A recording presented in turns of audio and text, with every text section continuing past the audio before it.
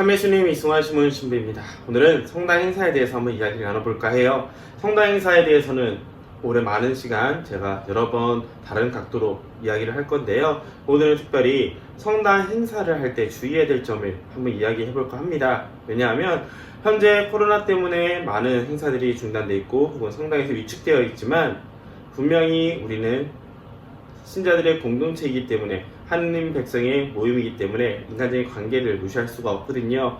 그래서 코로나가 좀 진정이 되면은 아마 성당에서 다양한 행사들을 준비를 또 할 거예요. 그때 이 점들을 한번 고민해 보시면 좋을 것 같습니다.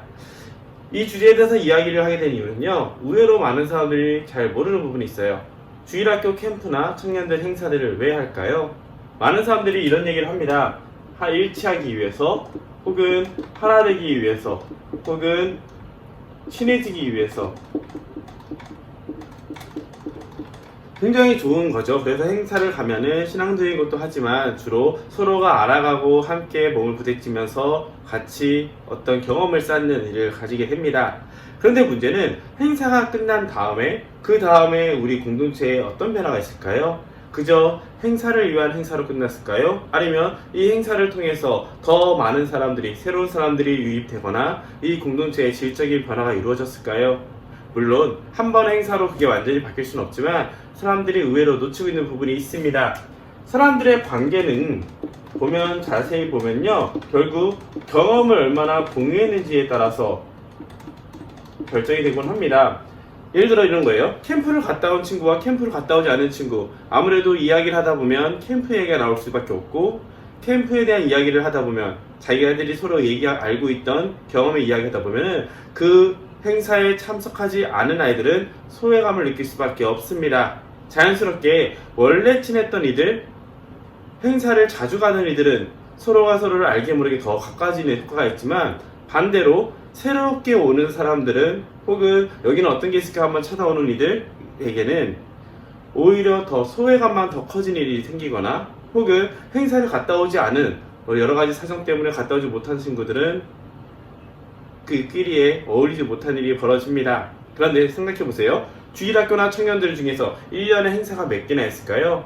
코로나 이전에 생각을 해보시면 캠프 피정은 기본일 것이고, 5월달이나 그럴 때 특별히 야외, 성지순례나 야유회나 운동회 같은 걸 할 거고요. 또 성탄 부활에 관련해서 무언가를 하겠죠. 생각보다 1년 동안 하는 행사 시간이 많습니다. 문제는 그 행사들 하나가 모두 일치하나 친해지기를 원하는데, 갔다 온 다음에는 사람들이 줄어들거나 오히려 소외되는 일들이 점점 강해지는 것이죠. 그러면 노력은 많이 해서 경험은 많이 공유하고 준비는 하게 되지만 그 결실은 무엇을 위한 행사인가라 해서는 물음표를 던질 수밖에 없습니다. 따라서 우리가 어떻게 행사를 준비해야 될까, 또 행사를 어떻게 진단해야 되는가 라는 생각을 하게 될 필요가 있는 것이죠.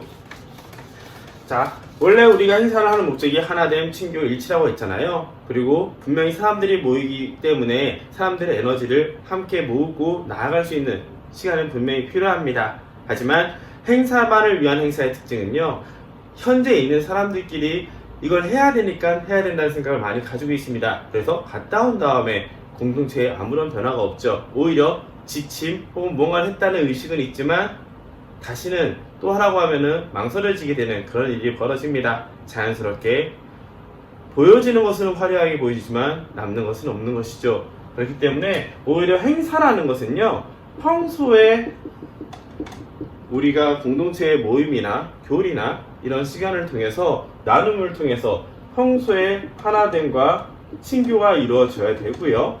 그리고 이때 신앙적인 교육이나 토대를 쌓기 시작하면 이것이 행사 때 보다 직접적인 초대 혹은 더 큰 경험을 쌓는 과정으로 이루어져야 된다는 겁니다. 즉, 행사를 하기 위해서는 사람들이 충분히 무언가를 하고 싶은 욕구가 있고 그 전에 많이 쌓인 것들을 온전히 분출하는 것이지, 이 행사가 하나이고 치유되는 것의 목적이 되어버리면은 오히려 지쳐버릴 수밖에 없다는 겁니다.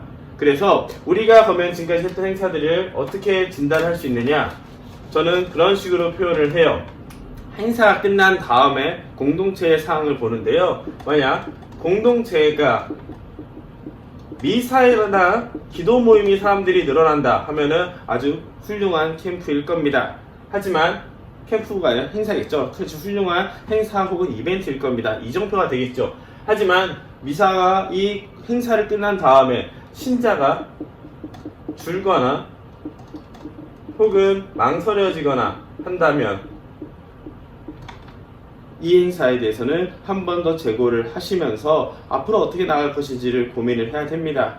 한 가지 재밌는 얘기를 해드릴게요. 제일 좋은 예를 들면요, 청년 성서 모임 같은 경우가 잘 됐었던 이유 중 하나는 저는 그렇게 봐요. 본당에서 보면은 일정 기간 약 4개월에서 6개월 정도에 혹은 한 8개월 정도까지 해서 성서를 공부를 합니다. 그러면 그 공부한 내용이 단순히 지식과 우리 그룹 안에서의 나눔에서부터 끝나는 것이 아니라 이 공부한 내용을 직접 체험할 수 있는 혹은 보다 깊이 있는 강의를 들으면서 심화시킬 수 있는 계기를 얻는다면 그것이 바로 성서 모임 연수예요. 그래서 연수를 갔다 오면은 그동안 배웠던 것이, 머리를 알고 있던 것이 이렇게도 생각할 수 있고 내 삶이 어떻게 변화될 수 있구나 라고 해서 이 연수를 갔다 온 사람을 중심으로 더 많은 사람들이 성경 공부에 대한 흥미를 가질 수 있게끔 홍보가 되거나 유양에 포착한다면 굉장히 긍정적인 효과가 있을 겁니다.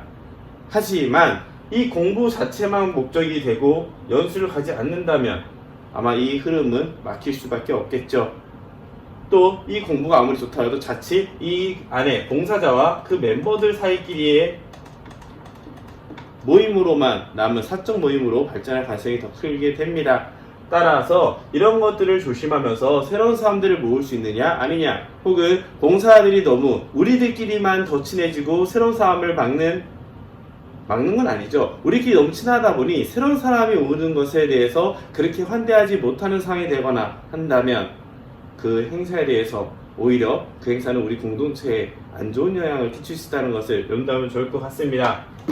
따라서 오늘 우리가 말하는 성당 행사에 대한 이야기를 통해서는 이렇게 정리를 할 수 있을 것 같아요. 첫째, 행사를 위한 행사는 피하자. 그리고 하나 되고 친교가 이루어지고 가까워지기 위한 행사는 피하자. 오히려 평소에 나눔과 신앙으로 쌓아온 과정을 통해서 이것을 하나의 이정표의 역할로서, 축제의 역할로서의 행사를 했을 때 오히려 더 큰 기쁨이 어서 더 많은 사람들이 초대하고 함께 할 수 있다는 거 기억해 주시고요. 행사의 또 위험성은, 행사가 만약 사람은 경험의 공유를 통해서 많이 하기 때문에 행사가 많아질수록 오히려 친한 사람들끼리의 친분이 너무 커져서 새로운 사람을 유입을 막는 장애물이 될 수 있다는 것, 진입장벽이 너무 높아질 수 있다는 것을 기억해 주면 좋을 것 같습니다. 따라서 행사의 목적, 준비, 그런 것들은 행사가 끝난 다음에 작년, 재작년, 그 전에 있었던 것까지 행사가 끝난 다음에 우리 공동체의 상황이 어땠는지를 다시 한번 성찰과 피드백을 한 후에 행사가 잘 됐다 안 됐다가 아니라 행사 끝난 다음 공동체 사람들의 반응, 실제 미사의 인원수, 공동체 나눔의 참여 인원, 이런 것들을 보면서 다시 한번 재고를 하면서 행사가 더 큰 이정표가 되어서 더 많은 사람들이 초대할 수 있는 그런 계기가 되었으면 좋겠습니다. 오늘도 들어주셔서 감사드리고요. 앞으로 아마 행사나 다양한 분야에 대해서도 말씀을 드릴 거니까요. 전부 다 제 개인적인 생각이라는 거 염두해 주시고, 또 궁금하신 부분들이 있으면 댓글로 남겨주시면 그 부분에 대한 제 생각도 한번 나눠드리도록 하겠습니다. 감사합니다.